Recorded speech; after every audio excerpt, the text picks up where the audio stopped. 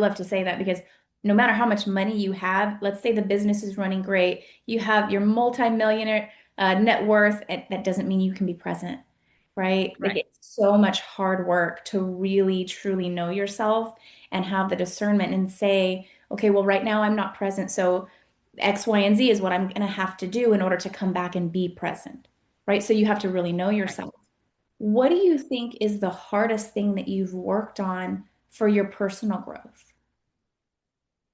I think for me, so I came alone from a different country. I became a single mother um, during the first year of that new journey, and I wanted to achieve so many things now with a baby in a different country without family. So I think I sort of programmed myself to achieve in a solo mode.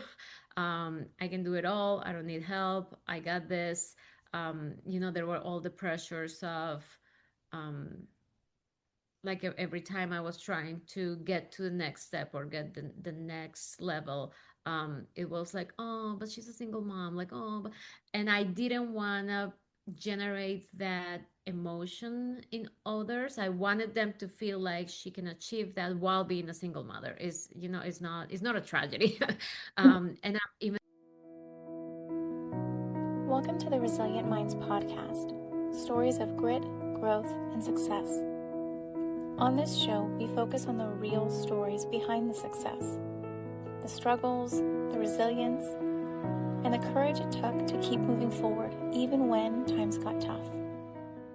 My goal is to provide you with stories of hope and transformation, showing that no matter the challenges, there is a way forward, and you can find it. This is Resilient Minds.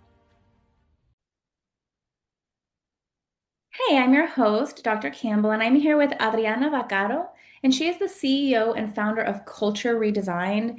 And I absolutely love her vision and her mission for the world. She is working to create a better culture for businesses. Now, Adriana, thank you so much for joining us. Please tell us a little bit about you, and I would love to know, are you more nationally in the United States or are you global? Thank you for having me. My name is Adriana Vaccaro, and my company is Culture Redesign. And right now, I work mostly in the US. I'm an immigrant, I'm originally from Colombia. And my mission right now and for the last 5 years is to help organizations empower humanity. So, the way we feel at work, even though there is this belief that we can compartmentalize, and when we leave work, then we're no longer thinking about it. Science reflects that that is not reality. We definitely carry everything home to our kids and our significant others, and the life we have in the community. So maintaining positive brain activity at work is really what I have been studying. That is beautiful. And you are absolutely right. So, with my history in the mental health field and now coaching business owners, I've definitely seen that with every single business owner or leader, because they don't have to be the business owner, right? But a leader, they impact the culture, but their mental health, it's going to go home and it's going to cause chaos, or it's also going to project itself, the negativity in the workplace, right? We can't compartmentalize like that. And if we're trying to, we're usually suppressing a lot so it comes out in bursts, right? When we Right. don't want it to. We can't manage it. Exactly. So what are you said that you're researching it. How do you go about doing that? Well, I love data. So the beginning of my career, it was all Six Sigma statistics, numbers, and I really thought, if we have good processes in a company and we have low variation rates, then we're successful. And I've learned that you can have the best equipment and the best process and the best error rates, but if people are not feeling that they belong, if we are not giving them an opportunity to contribute, numbers, they do tell a story, but it's a partial story. So any data that we get, we need to calibrate.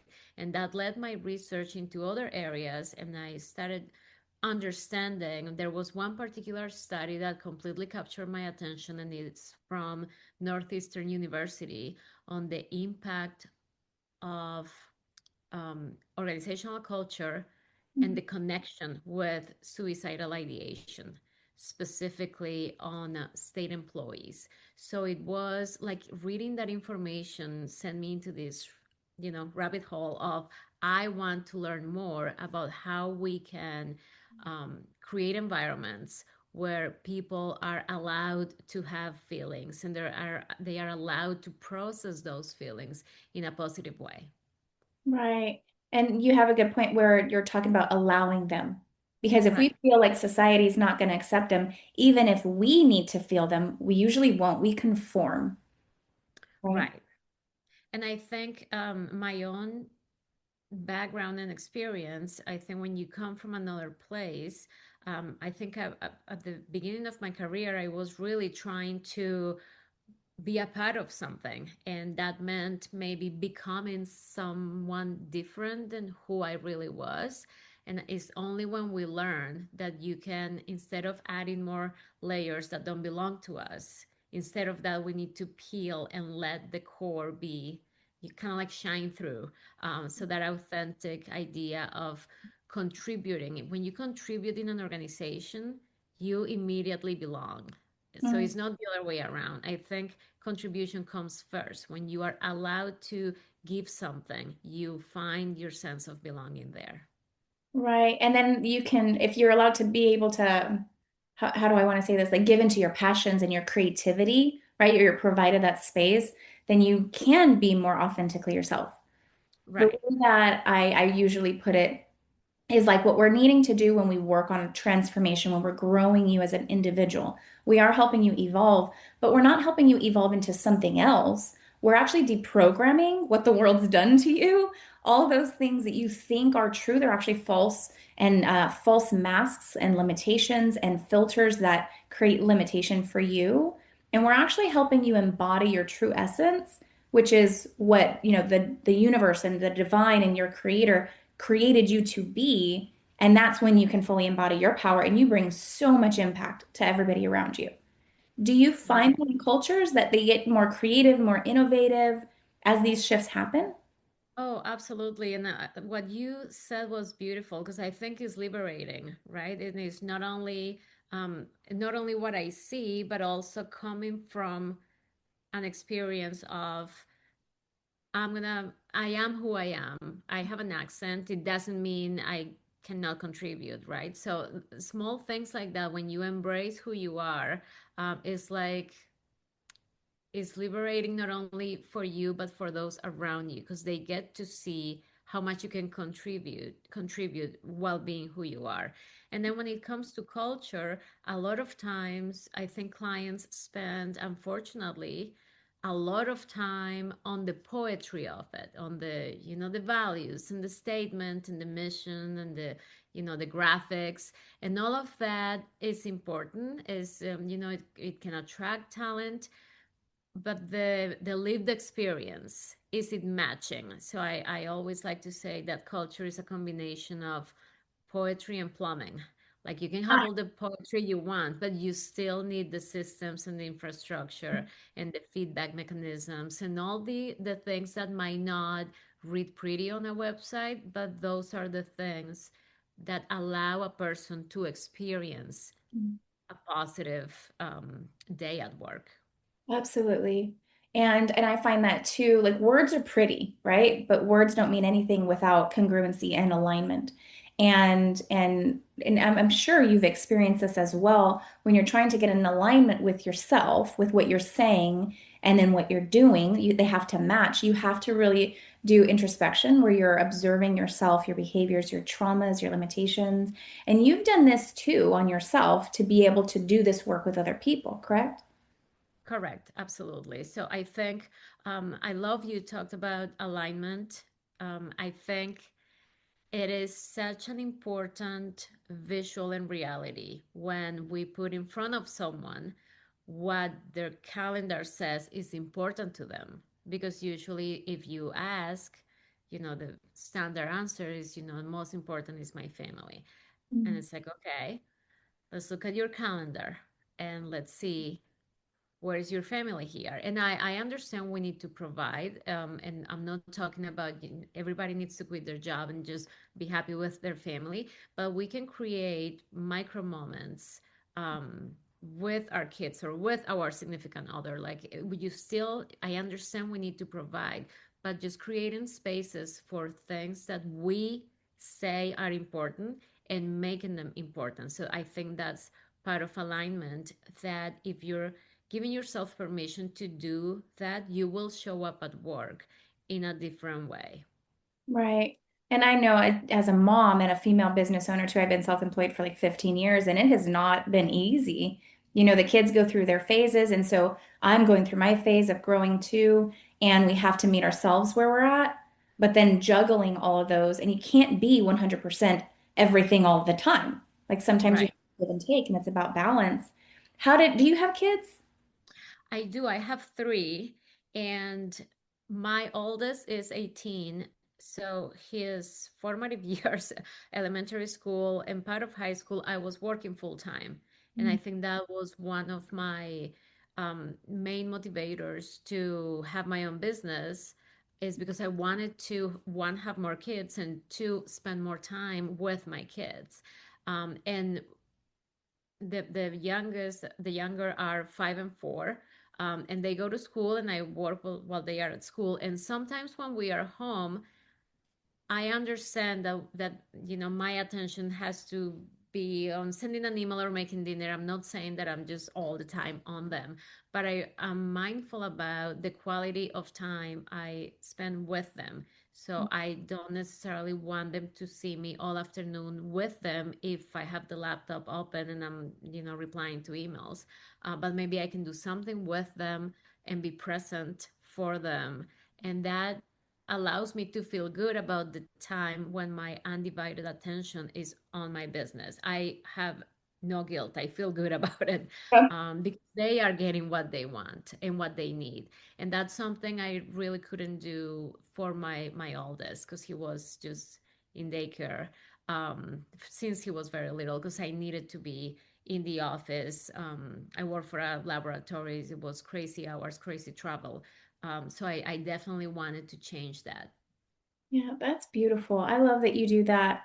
And a lot of business owners, they want to do that, but they don't know how, right? Like for example, this morning, because my kids are still home from, Christmas break, my son had an issue last night. He came in my bed and, this morning I woke up and I started working. And when he woke up, I was still working. And he's like, "Hey, mom, can I talk to you?" And because of what you're talking about, there's no mom guilt, which is extremely difficult, like the parent guilt to say, "No, I'm working." But Right. because I was able to, work on myself and have that balance, and I noticed the shift because I'm always evaluating myself, right? I said, "Well, hold on, let me finish what I'm doing, and then I can take a break to have coffee and sit and talk with you. And then I got to go back to work." Right. And because he's 12 now, so like he understands and he's been growing up with me. The way that I wanted him to grow up was for me to learn while he's learning. So he's learned to say, okay, well, she's going to come back and she's going to be present, but I have to kind of back off right now. How did you gain that sense of presence? Because it takes a lot of discernment and a lot of inner growth to be able to have that balance as a parent who owns their own business.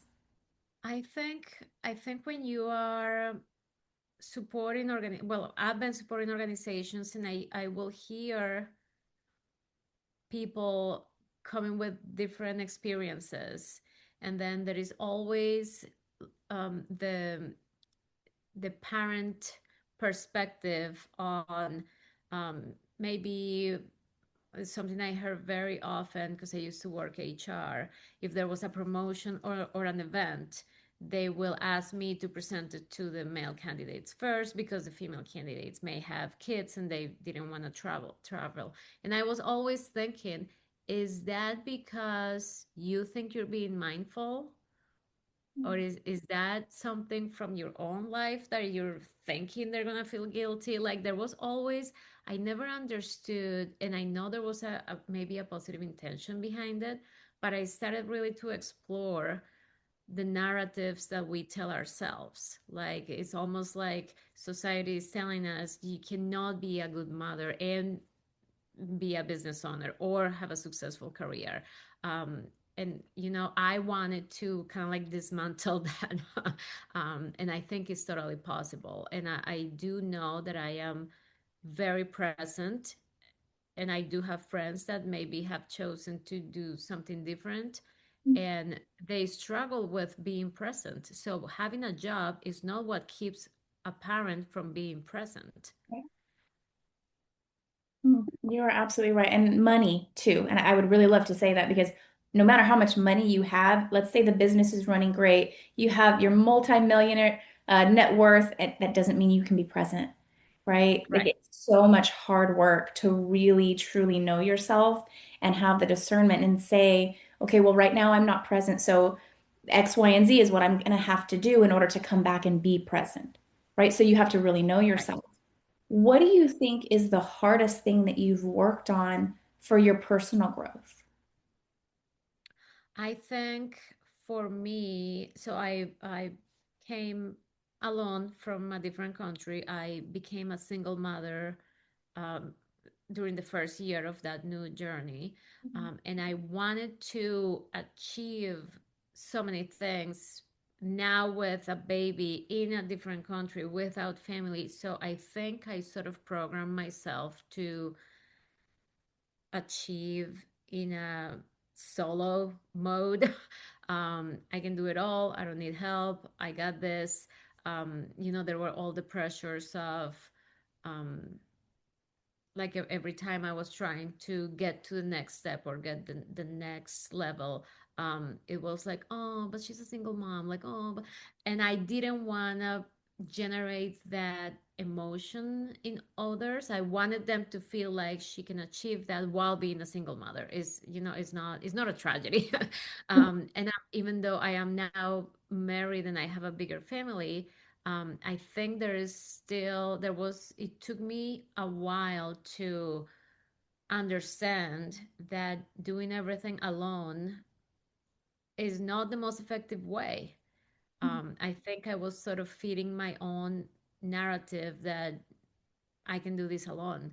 And guess what? Like when you start opening up to resources and help and um, without guilt, you can do something greater. Like is that cliche saying, if you want to go fast, go alone. If you want to go far, go together. And I think for me that has been the hardest lesson, is to humble myself and ask for help and do things with others and work as a team, because that's how we create culture. We create that collective. And even at home, I know I can do it all alone because I've done it, but there are more people here, so why don't you take the trash? uh, yes. Absolutely. And that's beautiful. I do see a lot of female entrepreneurs. They have had that trajectory in life for, and I don't know what theme or why that happens, but it does seem that the single mothers who want to or have to, right? Because there's different stories, own their own business, they do have to go through that transition of being able to let that help come back in because they get so independent. And I feel like we end up programming ourselves by default, right? Because you do have to do it on your own. And so then you Right. become so self-reliant that part of the growth process is taking down those walls. And it's extremely difficult because you have to learn to be vulnerable all over again and in a completely different way because it's in a healthy way.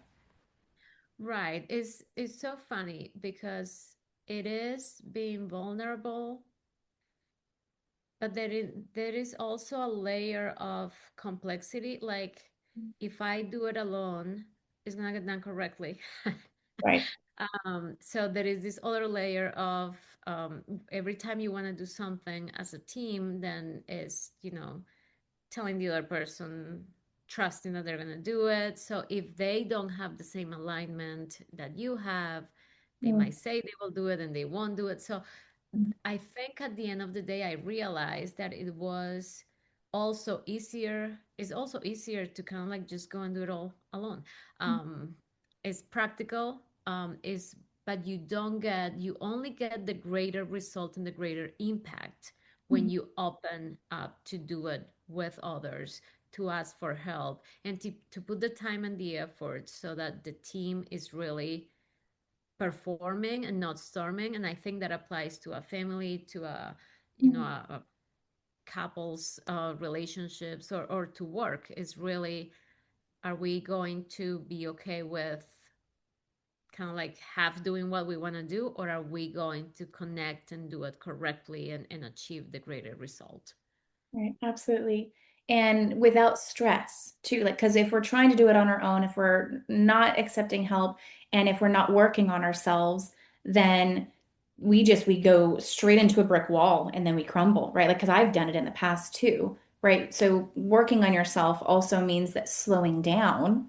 So maybe you can't move as fast. If you do hire an assistant or a team, then you have to train them, you have to lead them, which means that you have to focus on them and be patient while they're working to catch up, right? But at the same time, also sitting back, and you don't have to be the smartest person in the room. Right. So you have Yes, to, it's a lot of self-discipline. it is. I love that you said slowing down, because even when you were saying the word, I noticed how it stresses me when so I think understanding, kind of like slowing down to really be Mm. able to launch. So it's not a negative thing, but even when you said it, it's like, oh, she said slowing down, which is, yes, it brings stress. It does. And you touched your chest when you said that too. So I can already tell you're very in tune to your emotions. And so let's say there's two different scenarios. If there's somebody who's just pushing through, they're not paying attention, they don't have that mind-body connection, they don't know when their body feels that negativity. So they can't have the discernment to slow down to say, okay, well, we're missing some things. Let's clean this up a bit and then keep moving forward. So they make a lot of mistakes. But people who are in tune, when their body activates like that, they say, well, hold on, team. There's something going on. Let me check in with myself. Let me look at it, figure it out, because that's the introspection. And then sometimes we have to just completely stop because I'm like, I don't feel right about this, but I don't know why. And then we have to figure out what that is, right? Because Right. sometimes it's just your intuition saying this is the wrong route. Don't do it. But if you don't slow down, you can't see it, you can't hear it. And I think sometimes that's sort of against our nature. Like for some of us, I think my nature is more of a, I'm like a finisher. Let's just finish. Let's get it done. And I've learned to think about, do we want to get it done, or we want to get it done correctly? And it has taken really years of practicing that principle to become not a finisher, but the person that gets it done correctly. But it is not natural to me. It might be natural for some people, but definitely not for me. Right. Well, when you're talking about speeding up or slowing down too, people who speed up, they can regulate their nerves. And this is just, what I do with my clients too, and I've seen a theme. They can actually rewire their nervous system to slow down a little bit more and easier than somebody who goes really slow, who has to learn to speed up because it's the internal resilience. So a lot of the time it does go back to like your transformational story, having to do it all, having to work hard, having to probably do all those very, very long hours and work, more than 5 days a week, right? Like there's those stories that build that grit that keeps them resilient enough, even when times get tough, they know how to work fast and hard, right? But just so you know, like that's a very normal thing. And it's kind of better than going really slow and not knowing how or being capable of moving fast. That's good news. Yeah. Just makes you a very resilient person. Okay, so we are out of time today, but before we hop off, is there anything that the listeners should know about your company, about your story? Yes, I want the listeners to know that going to work shouldn't feel hard. Mm. And I think I started, when we started, we talk about contribution, and I go back there. Contribution is such a source of happiness. And I think more people should experience what it's like to contribute and feel good doing it. And I think a lot of my clients struggle with turnover, and we can't keep people engaged and they don't want to be here. So how can we work on the environment and the collective so that more people can experience that gift of contribution and then go home and be, continue being a good human, a good parent, a good spouse. So that is the work I love. Well, that's beautiful. Thank you so much for your time today. Thank you. Thank you so much for joining. Your time and your focus are your most valuable currencies, so thank you for giving that to us today.